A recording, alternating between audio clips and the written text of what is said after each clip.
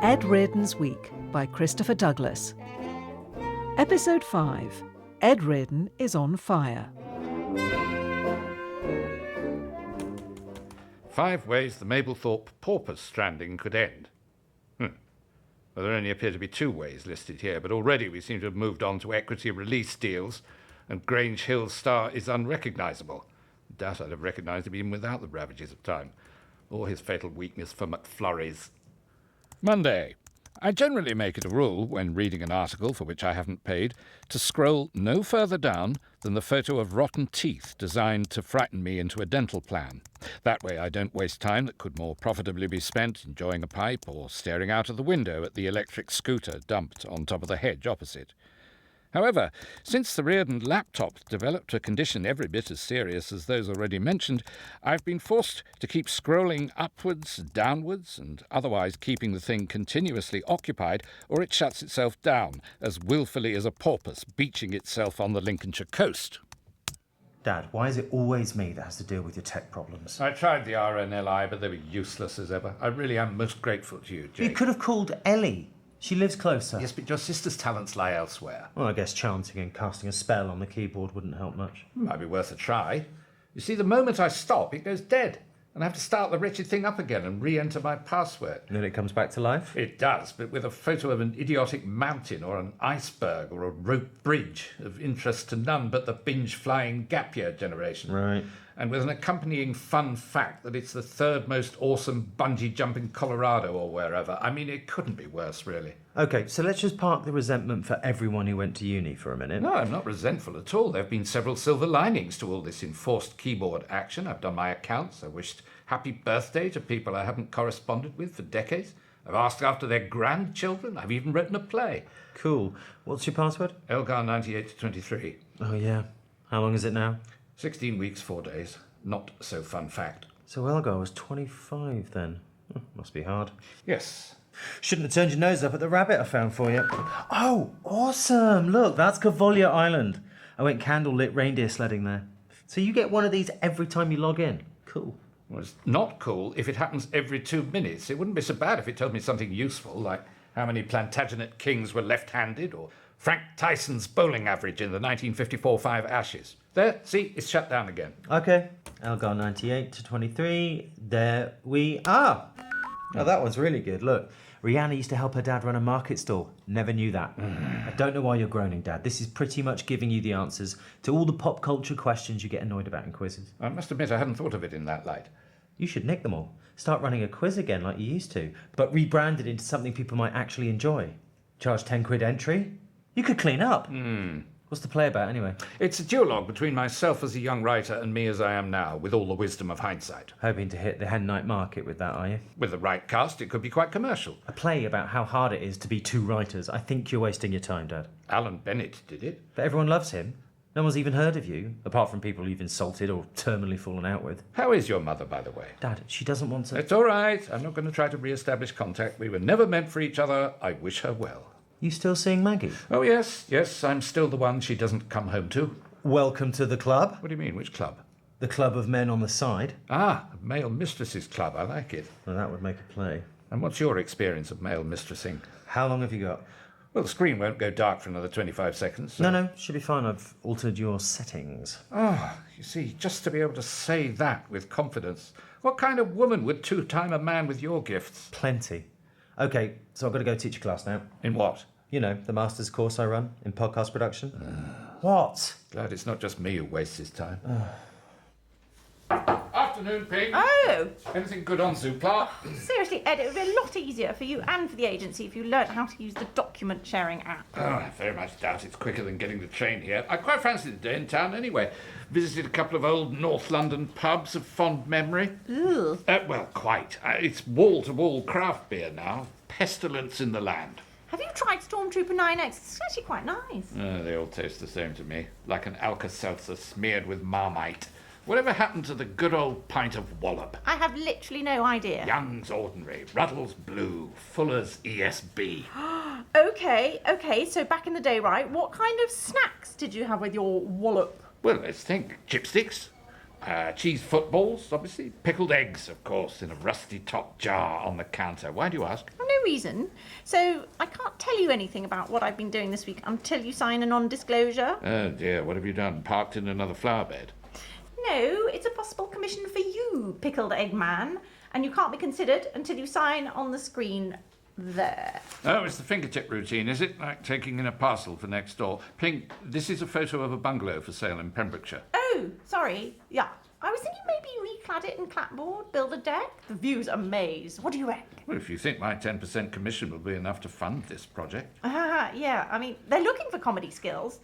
Okay, so this is the all-important agreement. In my experience, the importance of an NDA grows in proportion to the triviality of the material. Exactly, it's simple economics. You should have seen some of the Holby City scripts I worked on. Dialogue of surpassing dullness, yet bristling with skull and crossbones embargo warnings. Yeah, well, this is double skull and crossbones because it's dun dun dun, a new panel show about snacks and sweets. I wonder which agreeable country house hotel fermented the format for this groundbreaking tucktainment.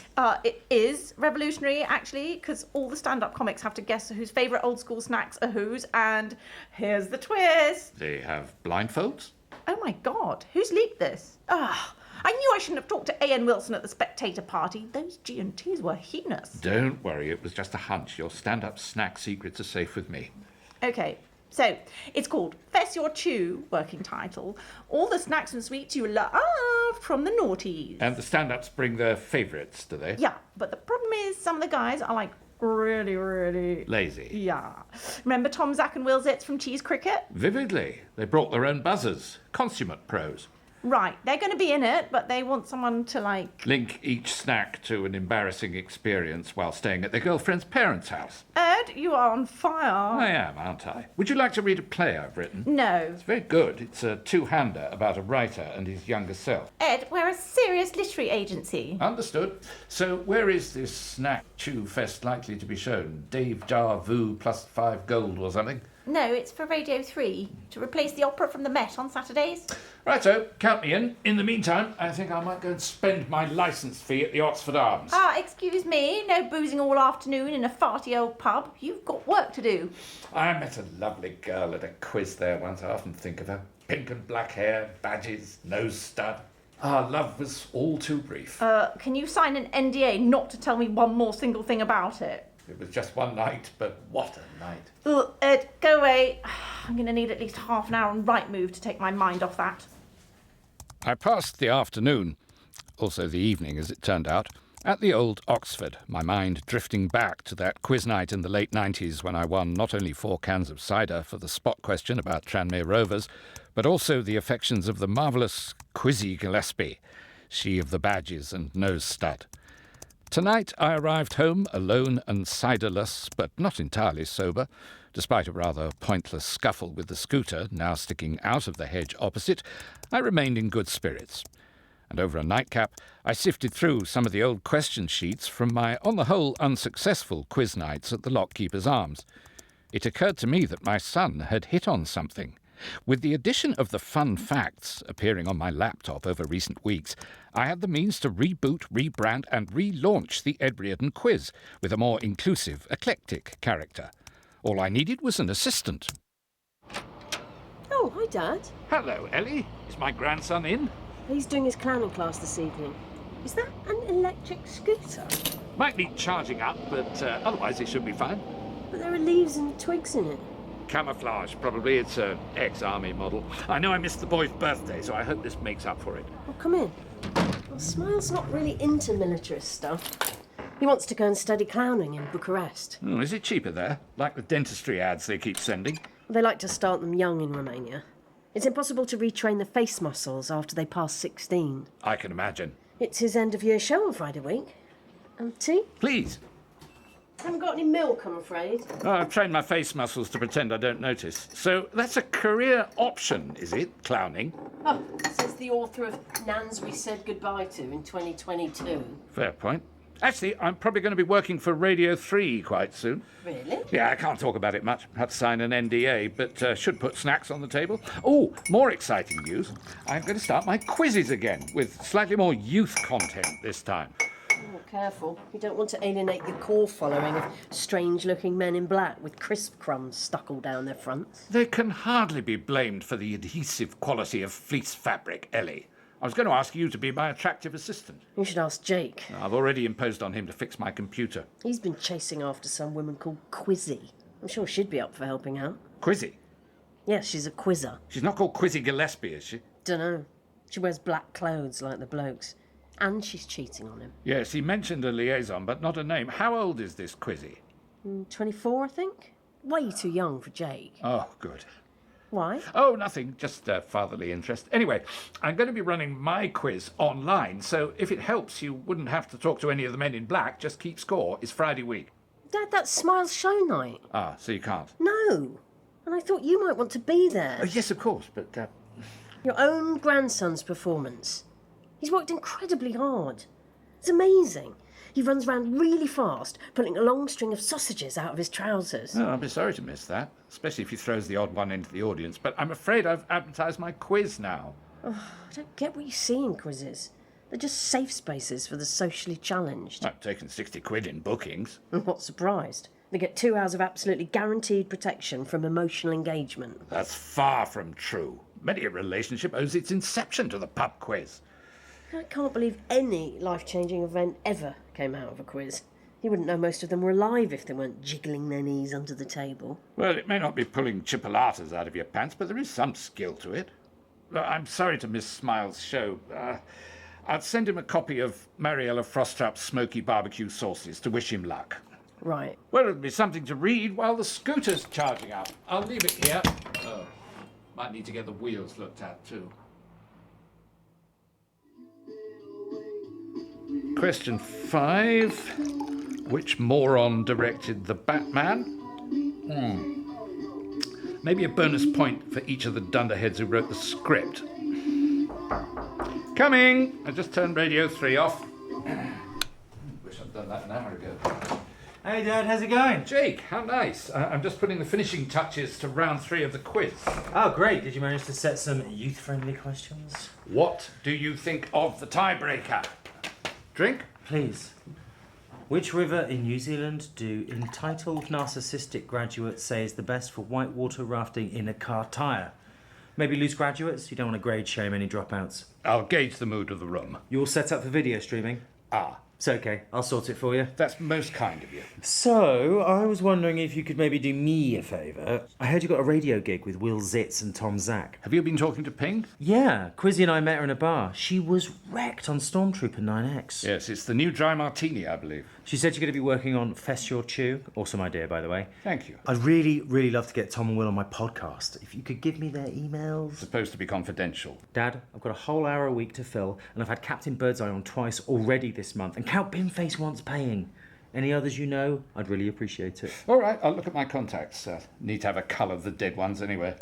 Oh, your broadband's quite slow, Dad. Who's your provider? Oh, I don't know. Kaboom or Pizzazz or Legs & Co. or something. Well, that explains it. You mentioned your girlfriend, Quizzy. How's that going? Yeah, good. Yeah, she's giving the other bloke the red card. Oh, Jake, I'm so pleased. Yeah, she's waiting in the car outside, actually. We're going to, guess what? A quiz in North London. Well, for goodness sake, tell her to come up and have a drink. Okay, I'll text her. Just to warn you, she's a bit younger than me, That doesn't matter if you think she's the one for you. I guess. You know, Jake, after your mother locked me out in 1990... Dad, I don't want to hear about you and Mum. No, listen, I couldn't face another night in the Wendy house, so I wandered down to the Oxford Arms, where there was a quiz on. I helped a girl win 4 cans of cider. I knew the quizmaster would have the wrong answer for the spot question. The man was an idiot, so I tipped the girl off, and she duly won.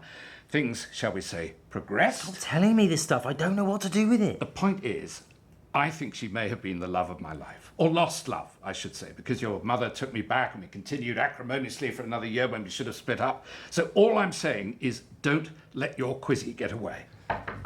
Coming! Hi. Gosh, Quizzy, I presume. I'm Ed. Glass of red before you set off, Quizzy? Oh, yes, why not? Actually, you are welcome to come with us if you're not busy. Alas, it's my teaching night at the Berkhamsted Leisure Centre. Otherwise, I'd have been glad to join you. Cheers. Cheers. It's a coincidence that you should be called Quizzy. Yeah, it's kind of a weird story, but my mum's nickname is Quizzy because she's mad about quizzes, obvs. So when I started quizzing, everyone decided I was Quizzy too. Did she have a nose stud as well? I wouldn't be surprised if she did. Back in the day, torn fishnets, the lot. You should see the photos. Have you got any? Dad!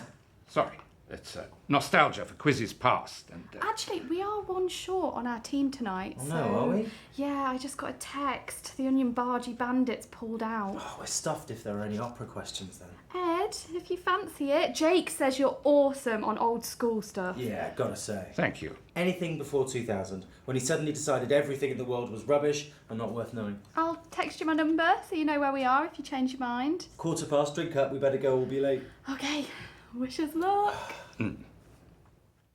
The badges, the nose stud. No pink hair, but a facial resemblance nonetheless, I thought. I hadn't heard from Quizzy Gillespie since that night in 1998, and if Jake's Quizzy was 24, as Ellie said, then there was only one dread conclusion to be drawn. Jake had just disappeared into the night with his half-sister on his arm, leaving me staring in horror at an uncovered nest of vipers. I thought the malign fates had done their worst with me, what with the marriage breakup, the bankruptcy, and missing out on the Christmas double episode of Juliet Bravo, not to mention the recent death of my cat. But yet again, the avenging furies appeared to have resumed their fell labours. Evening, everyone. I was wondering if tonight's module, Horror, Incest and Revenge in Jacobean Tragedy, might be a bit heavy, and perhaps we could change to something a bit more... No. Well, I thought you might prefer a gentler topic, how to succeed at literary quizzes, or... Been looking forward to this, and I don't often say that. I haven't come for a quiz. If I want a mental workout, I'll tune into Sarah Cox and try to guess today's speeded up Motown hit. All right, we'll stick to the plan.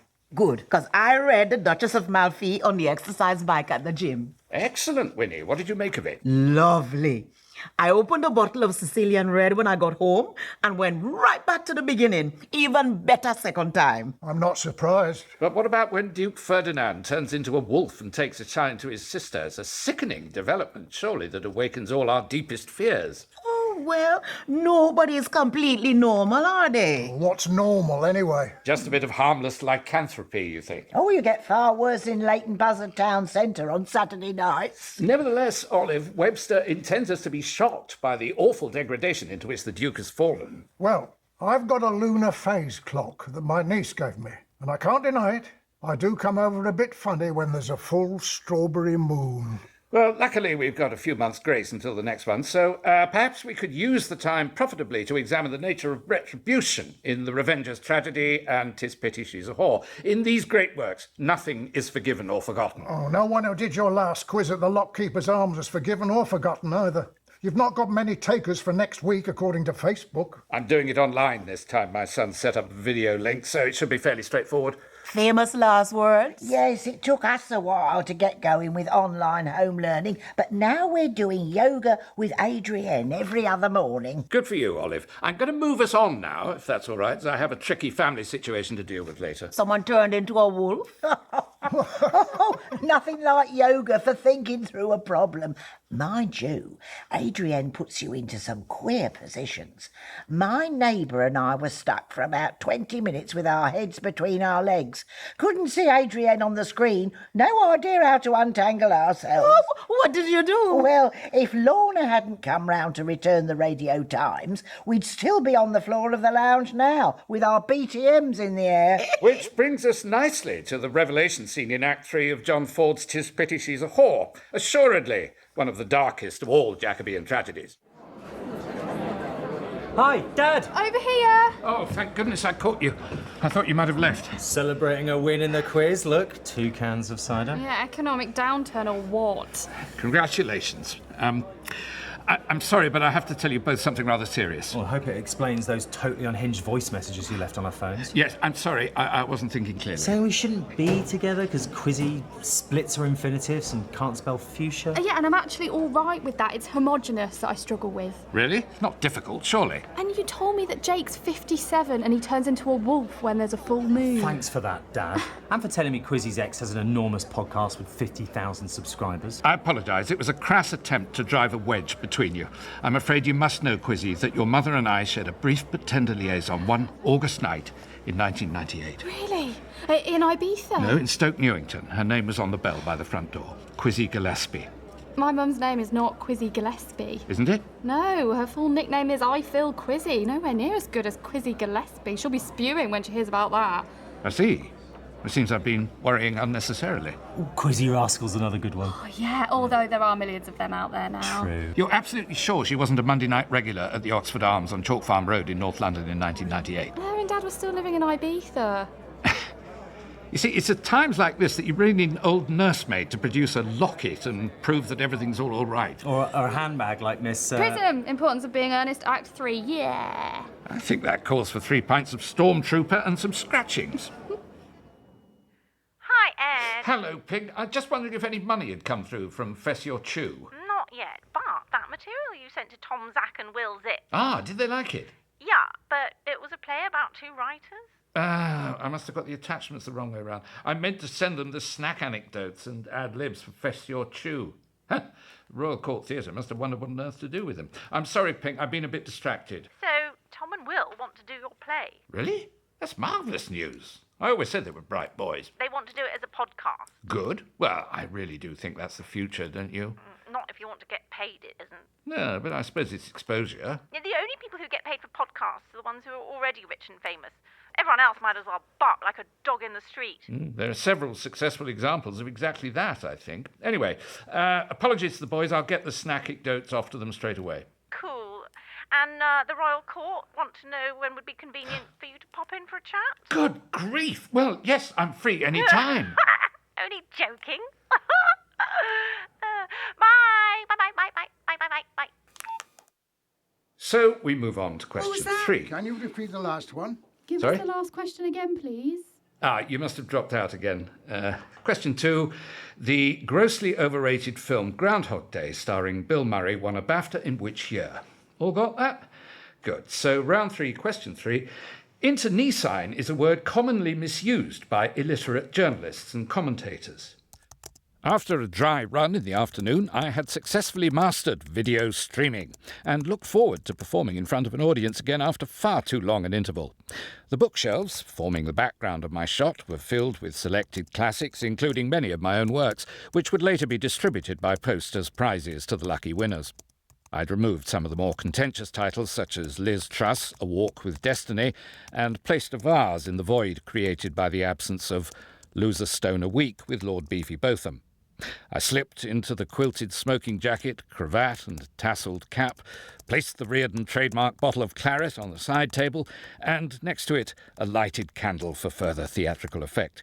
So many modern quizmasters overlook the need to put on a bit of a show, greatly to their detriment in my view, and I fancy a quorum of 23 paying customers proved me right. Question 14.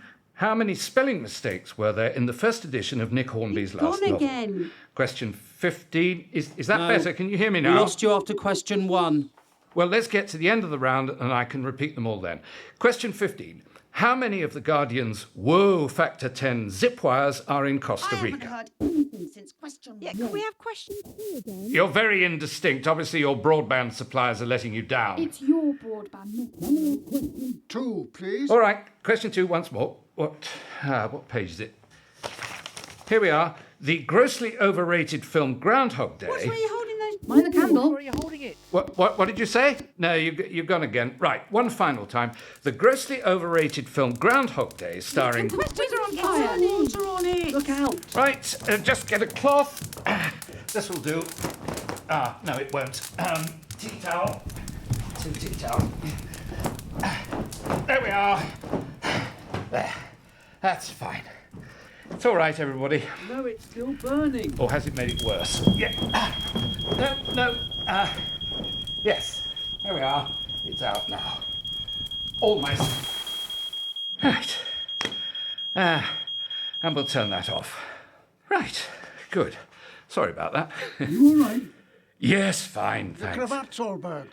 Oh, it's old. It doesn't matter. Unfortunately, most of rounds 2 and 3 went up in smoke there. So what we're going to have to do is read the questions from the screen. If you just bear with me. Right. Here we are. Everybody ready? Yes, ready. Come on.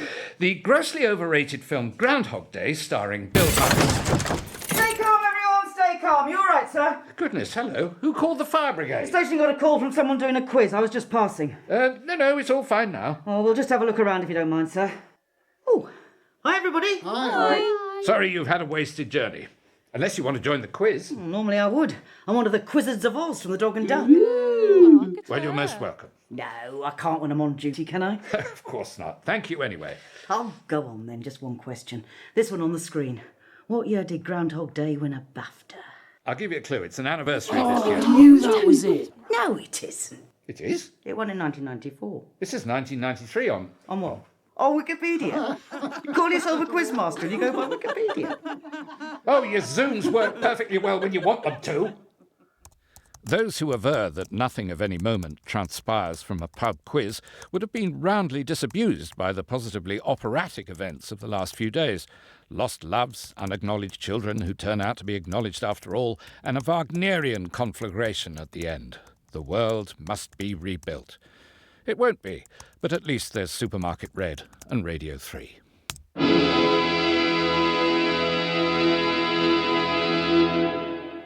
Radio 3 Saturday afternoons are changing. Did you know many of our best-loved stand-up comedians are keen classical music fans?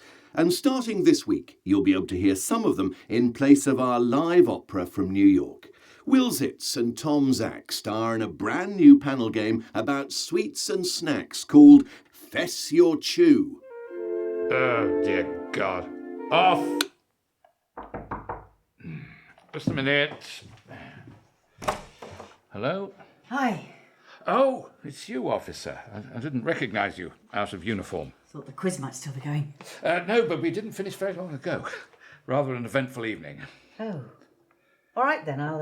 I don't suppose you fancy a drink, do you? Oh, go on then. Red or white? Sorry, I don't know your name. Well, most people call me Quizzy Lizzie. Ed Reardon's Week starred Christopher Douglas, Rachel Atkins, Lisa Coleman, Sally Grace, Helen Monks, Barunka O'Shaughnessy, Sam Pamphillon, Ellen Thomas and Geoffrey Whitehead. It was written by Christopher Douglas. The producer was Dawn Ellis and it was a BBC Studios production.